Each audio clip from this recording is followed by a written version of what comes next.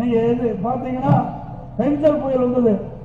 அந்த பெஞ்சல் புயல்ல திட்டமிட்டு செயல்படாத காரணத்தினால இந்த விழுப்புரம் நகரம் தண்ணீர மிதந்தது.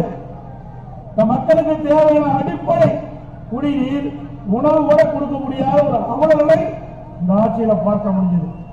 அனைத்து இந்திய அண்ணா திராவிட முன்னேற்ற கழக ஆட்சியில தானே புயல், வர்த்தா புயல், கஜா புயல், இவர் புயல், புரளி புயல், புயல் புயல் என்று பல புயலை பார்த்து புயல் வேகத்திலே புயல் உடைத்த அரசாங்கம் அதிமுக அரசாங்கம். ஒரு புயல் திட்டமிட்டு மக்களுக்கு தேவையான திட்டங்களை செய்யாம இரவு 2:45 மணிக்கு சாத்தூர் அணையிலிருந்து சுமார் 2 லட்சத்துக்கு மேற்பட்ட தண்ணீரை திறந்து விட்டாங்க. இதனால பொதுமக்கள் பல அவதிக்குள்ளானாங்க.